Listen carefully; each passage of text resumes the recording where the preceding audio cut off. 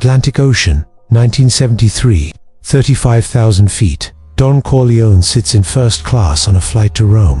When this plane lands, he'll be exiled, powerless, a king without a king demand. Everyone on board is watching him fall. They thought exile would break him. They were wrong. Here's what they didn't understand. Power isn't about borders, it's about fear. And Don Corleone brought the fear with him. You think this is about a flight? Wrong, Dad. This is about a king losing his kingdom and refusing to give up his crown. 6 hours earlier, JFK Airport, New York, Gate 47. Corleone walks through the terminal.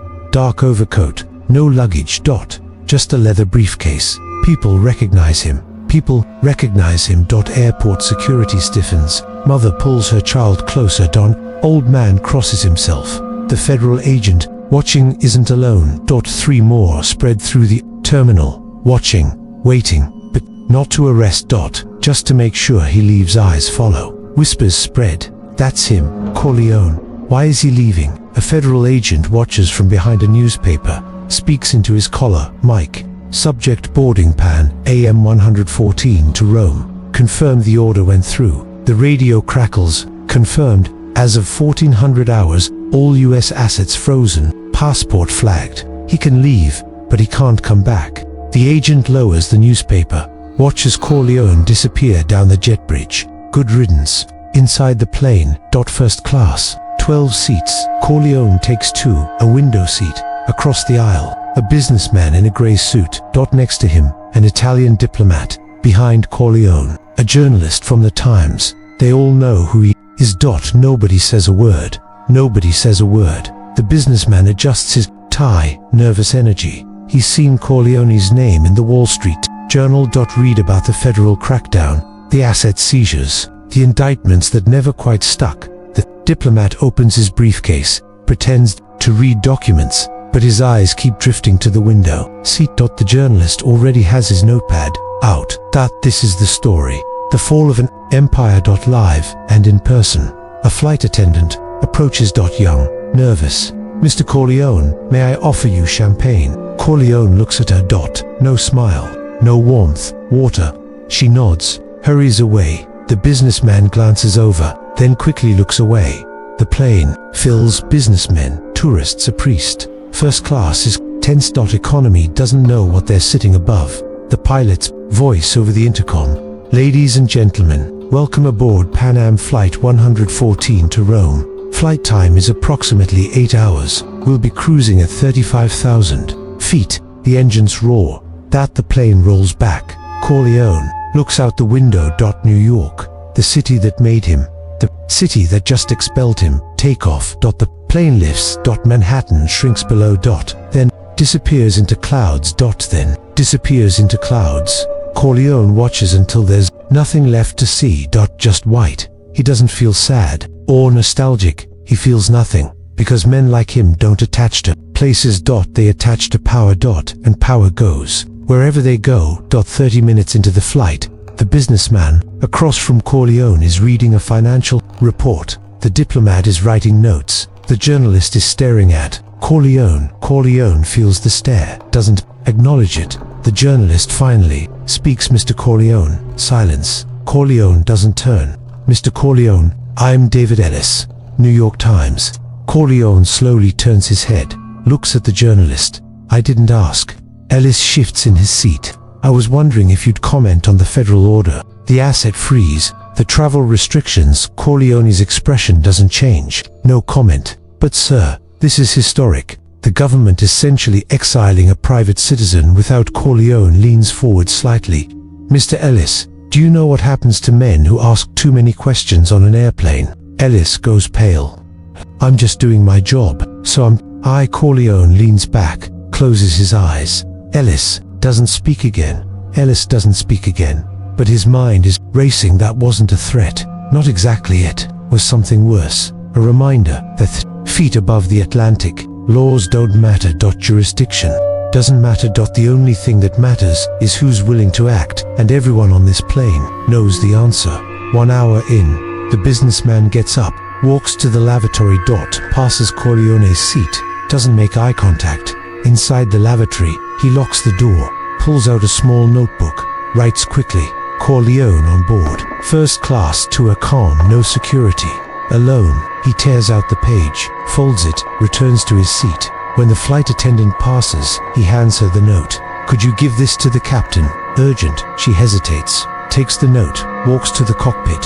5 minutes later, the cockpit door opens. The co-pilot steps out, walks down the aisle, stops at Corleone's row. Mr. Corleone. Corleone opens his eyes. Yes, the captain would like a word. If you don't mind. Corleone stands, follows the co-pilot to the cockpit. Inside. Two pilots. The captain, mid-50s. The co-pilot, younger. The captain turns.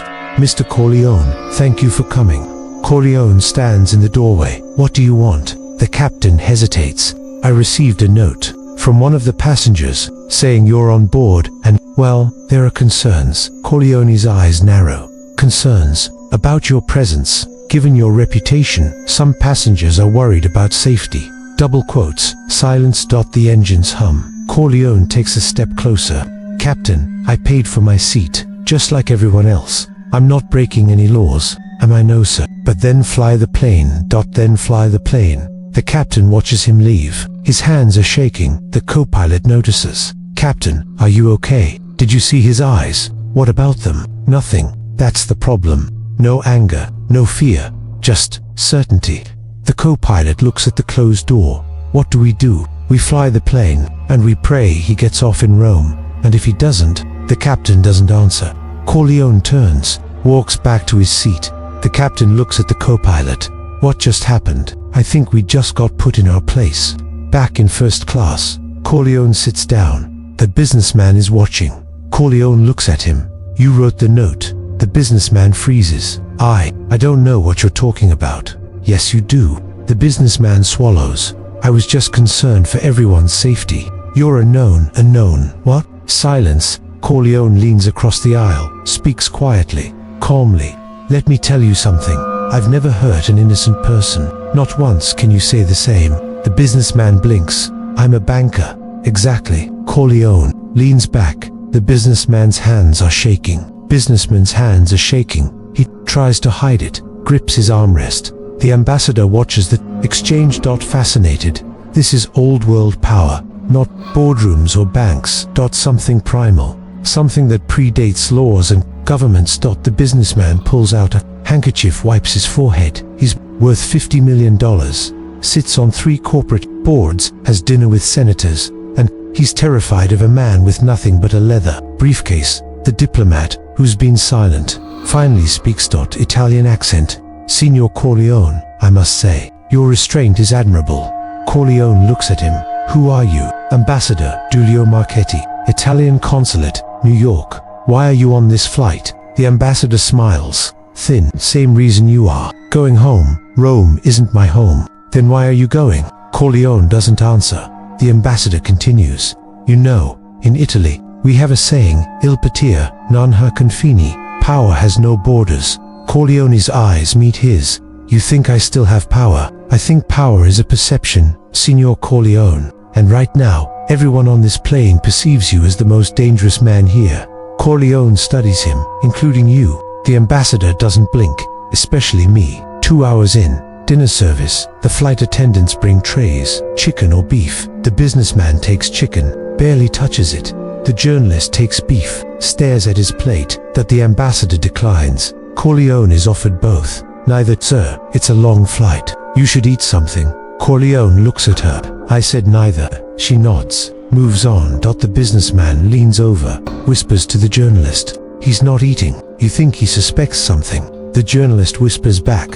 Suspects what? I don't know. Poison, a setup. You're paranoid, am I? This is Don Corleone. The man doesn't sneeze without a reason. Corleone hears every word, doesn't react. 3 hours in, the cabin lights dim. Most passengers sleep. The businessman, the journalist, the priest in the back. Corleone is awake, staring out the window. Nothing but darkness and clouds. The ambassador is also awake, reading a book. Italian poetry. He glances at Corleone. Can't sleep. Never could. Not on planes. Why is that? Because you're not in control. The ambassador closes his book. And you don't like that, would you? A pause. The ambassador leans closer, speaks quietly. Signor Corleone, may I ask you something? Off the record, there's no such thing. Fair enough, but I'm curious. When you land in Rome, what will you do? Corleone turns to face him.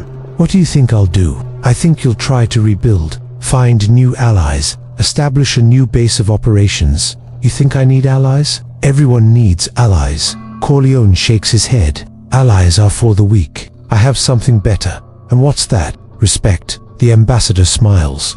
Respect is earned, Signor Corleone, and in Italy, you're a stranger. I was a stranger in New York once. I did fine. That was 50 years ago. You were young, hungry. Now you're old. The ambassador doesn't answer. Corleone leans back. Ambassador, let me tell you something about power. It doesn't come from land, or money, or even violence. It comes from one thing, the certainty that you will act. He pauses. Right now, everyone on this plane is afraid. Why? Because they don't know what I'll do. And that uncertainty, that's power. The ambassador nods slowly.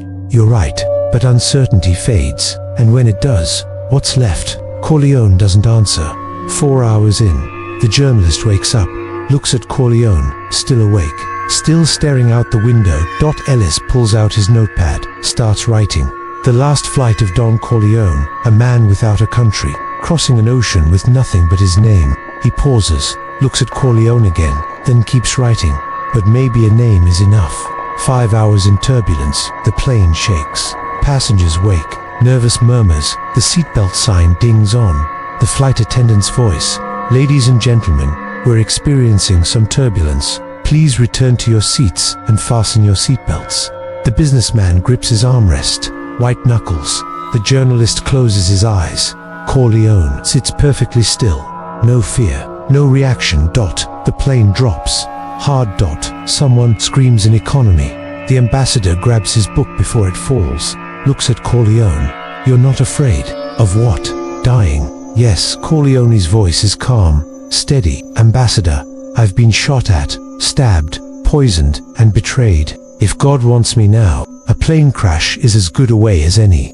The turbulence continues. The plane shakes violently. The businessman looks like he's going to be sick. Then, suddenly, it stops. Smooth air. The seatbelt sign turns off. The cabin exhales. The cabin exhales. Relief floods the space. The flight attendant comes by with water, hands trembling. Is everyone okay? The businessman takes a cup, drinks it in one gulp. The journalist nods. Still pale. Corleone declines. I'm fine. The ambassador looks at him. You really weren't afraid? No. Why not? Corleone turns to him.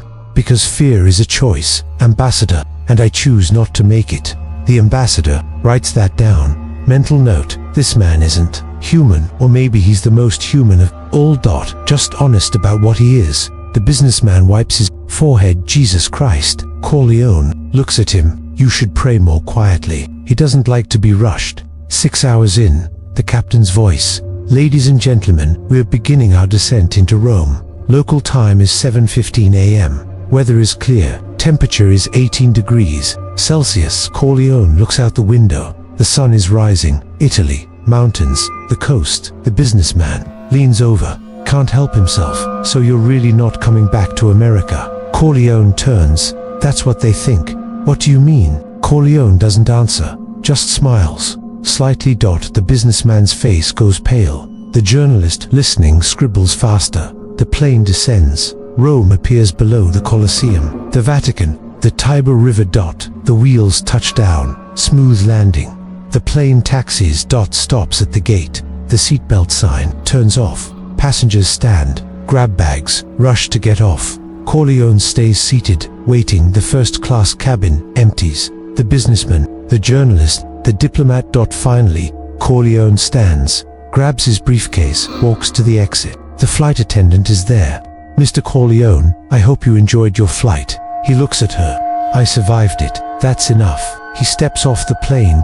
Rome, Leonardo da Vinci Airport. Corleone walks through the jet bridge. Into the terminal. Italian customs. A long line. He approaches the desk. The customs officer looks at his passport, looks at Corleone, then looks at the passport again. Signor Corleone, welcome to Italy. He stamps it. No questions. No secondary screening. No delay. In America, his name triggers alarms. In Italy, it opens doors. The officer hands the passport back. Benvenuto, Don Corleone. Welcome home. But Rome isn't home. Not yet. Home is where you have power, and power has to be earned. Hands it back. Corleone takes it, walks through outside customs. 3 men are waiting. Dark suits, sunglasses. Italian. The tallest one steps forward. Don Corleone, we've been expecting you. Corleone looks at them. Who sent you? Friends. From Sicily. They want to talk. About what business? Corleone studies them, then nods. Lead the way. They walk toward the exit. Behind them, at a distance, the journalist is watching, pulls out his camera, snaps a photo. Corleone doesn't turn round, but he knows. Outside. A black Mercedes is waiting. The door opens. Corleone gets in. The car pulls away. The car pulls away, that the journalist runs after it, snapping photos through the lens. An airport. Security guard stops him. Signore, no photos. Why not? This is a public. No photos. The guard's hand rests on his holster. Not a threat, a reminder. Ellis lowers his camera, watches the Mercedes disappear into traffic. He'll write the story anyway. Has to. This is history. A king in exile, landing in a new kingdom, into Rome. Inside the car, the tallest man sits across from Corleone. Don Corleone, there are people in Italy who remember you, who respect what you built in America. Corleone says nothing. They want to know, are you here to retire, or to rebuild? Corleone looks out the window. Rome passes by.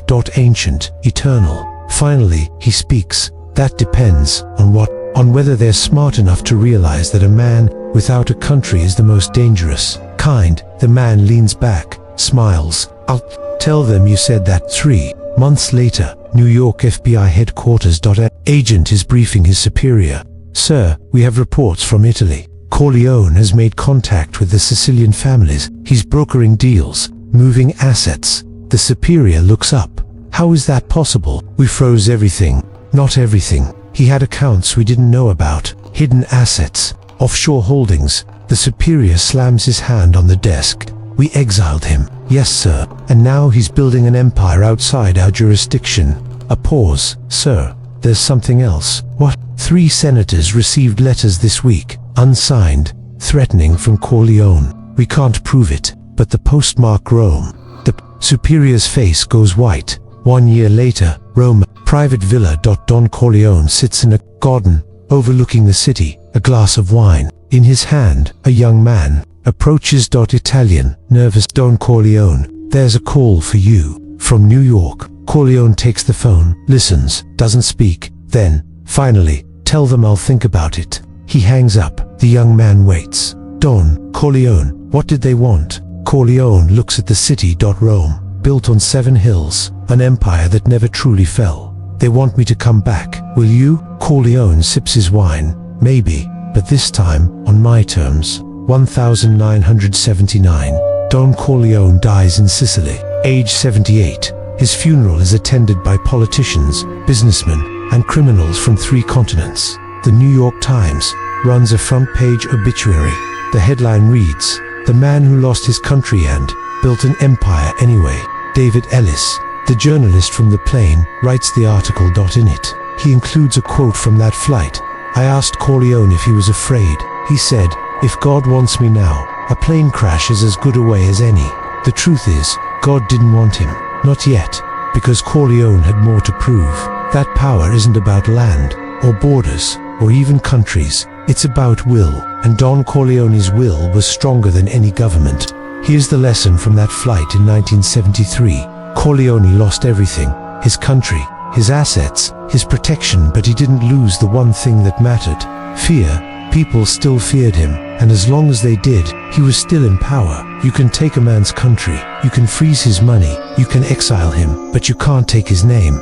And for a man like Don Corleone, the name was everything. 1973, Atlantic Ocean, 35,000 feet. A plane crosses an ocean. Inside, a king without a kingdom, outside a world that thinks he's finished. But when that plane landed, something else landed with it. Not a broken man, a man unbound. And that's far more dangerous, Kingdoms have borders, rules, limitations, but a man unbound, he can go anywhere, do anything, answer to no one. The government thought they won. They took his country, his money, his protection. That flight in 1973 wasn't an ending, it was a beginning. The moment Don Corleone realized he didn't need America, America needed him. And by the time they figured that out, he was already gone, building something new, something they couldn't touch, an empire of shadows, across oceans, beyond borders, unreachable.